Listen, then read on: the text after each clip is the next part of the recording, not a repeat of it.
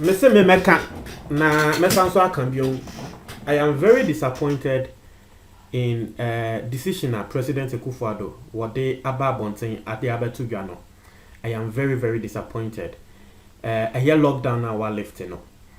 Na President asemwa wakanda say what trusted on Ghanaians. Say while lifting lockdown no and no interest Ghana for say be young kobo dumping. Na yembo will see.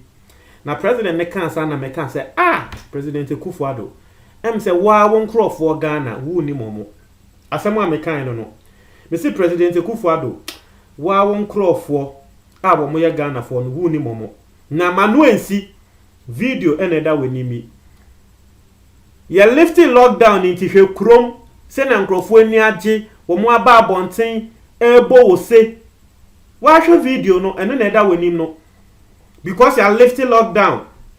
And people are sending me a lot of videos. I've seen videos in so in Krofobi, so just because you are lifting lockdown. And you see, as someone president the kind one more want you. The president's speech I will be making you know, be close to 30 minutes. Now president they can send me pray. But one more the baby I almost there and say well lifting lockdown. And this is a similar argument and I'm Madam for be here having. Now Madam for Neka said the president na yeah because I know there was say yes we're lifting lockdown but stay at home and then I'll be pay. And I'm say hey sa Madam for now work as and say been prayed yes and wako school do a tree. Wo to me fa phone echo YouTube echo Google echo hu de echo so wo to me read e maneti asem ase. Into I know there wo tie the president ne kan ni nyama wa tie ase. We live in a country where over 60% of the population say been prayed as a woman and crofwa, ye from illiterate, say been prayed as a mon fan chame. Just a woman and crofwa, woman go school, wonim in kinkain, wonim atro, wonim the air coso. The Watian say president are lifting lockdown. Said the president can't so say my lifting lockdown and no interest a mamum piene yamano, one say the Watian say president are lifting lockdown. Nanka what say the president cancel swat. One babontain Emma yen video ya yen hu sisi ano. Our mu jubilate just because the president has lifted the ban. Meaning said the American to asumu they are. But we who say it. And you see, I know people are up to lender, they don't even know what is going on. Sa coronavirus, the wonim, the what say and say president say my yen pienko bebia. Into your nose was won't pienko baby. Won't name the AC, what I say, won't name the FN corona, or cast a one body in the crowd won't to me embo. You have people like that. And the president are lifting lockdown. Or no, they were who say, Cecilia, the president said, be a quayama and say, dear, ye na ye first, Nibiana Yanye. And you see, this is where I yan won't. Let me read some article be entremo. Yare be edin kind by a friend Spanish flu. Now, say yare ni a friend of Spanish flu no. Let me read something on it and then you see say Ghana the year no yanshi ya. Me dear me my Ghana ye nka say bibi born in you. But yes remo. Onyankopon yes. Uma ho kwan a wo ma bibi born in to wo. The American said here in 1918, Yarebi near friend Spanish flu. Send your coronavirus aba AD no sa time no na yare no so aba first Spanish flu no na cheche nkrofo kunkum nkrofo. Into omo mu nim kra na you say this is the first time a wiase BBC esi etai si almost every 100 years. Sa yare bi sei etai ba wiase mu. Now in 1980, one more time, no, ya read by near friend Spanish flu. Now, the person read the article be a was say in 1918, Philadelphia prematurely ended its quarantine from the Spanish flu to throw a parade in order to boost morale for the war effort. TNA was say some 200,000 people lined the streets on the late September day, and within 72 hours, every bed in Philadelphia's 31 hospitals was filled, and the city ended up with 4,500 people dying from the flu. As someone can say, in 1918, yare bi nso bae te say coronavirus na near friend Spanish flu.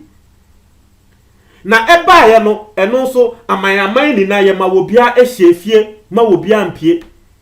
Na ekro bi ye friend Philadelphia, wo mo de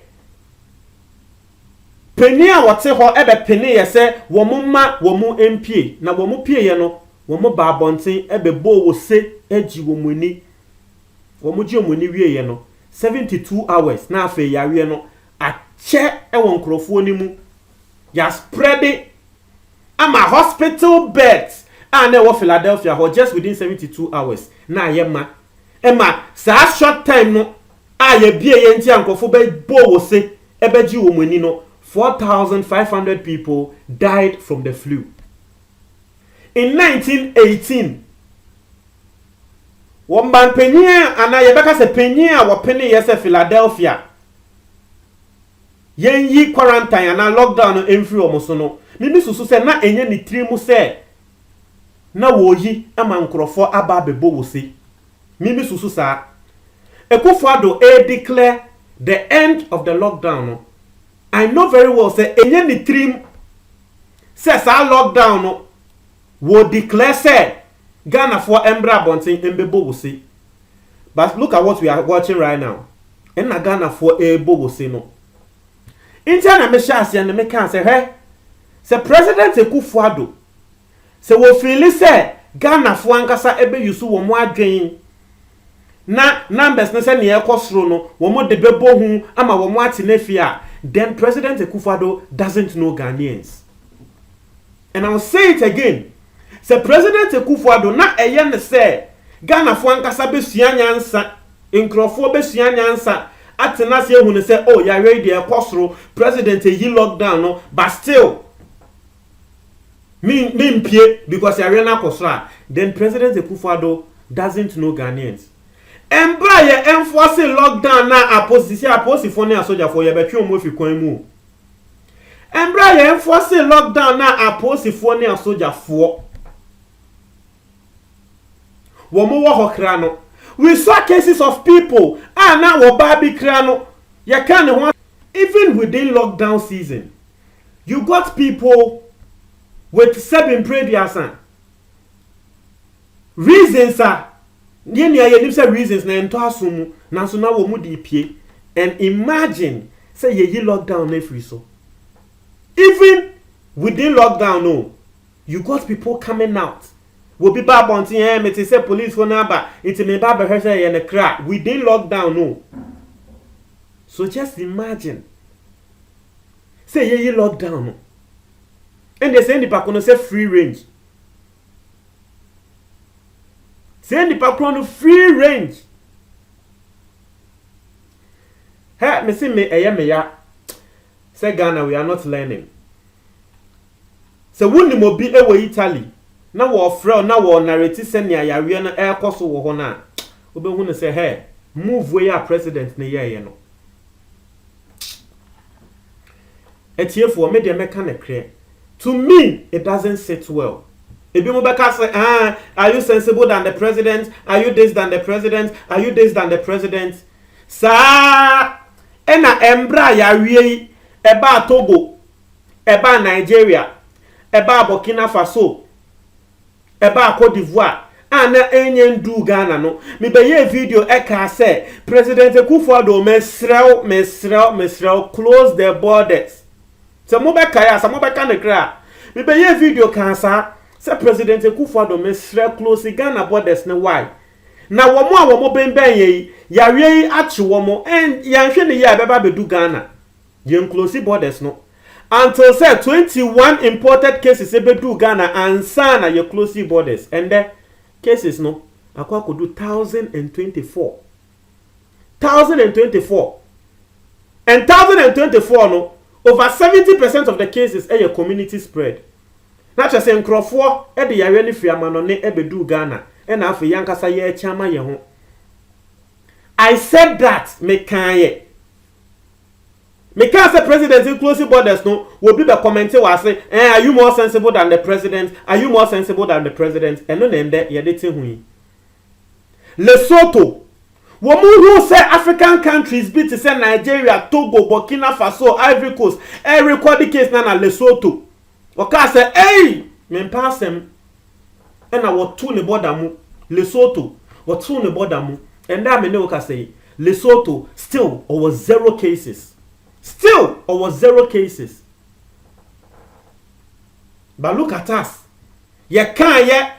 Now, you are not sensible than the president. When you say me, obviously, we're sensible, say me. But you see, Sabi Viasimu, say Jimmy Fuakra A24. Nyaso netie, e bia na Jimmy Fuak na sema walk and sebe, a baby a womb. The same thing. I can say, lockdown, yeah, president, I lifted ban. No. To me, you see people commenting, are you sensible than the president? I am not sensible than him. But just like I said, the 21 cases, no, we are seeing it. We'll be born into Ghana, but if we keep on making these decisions, I say, also a bonfire, man.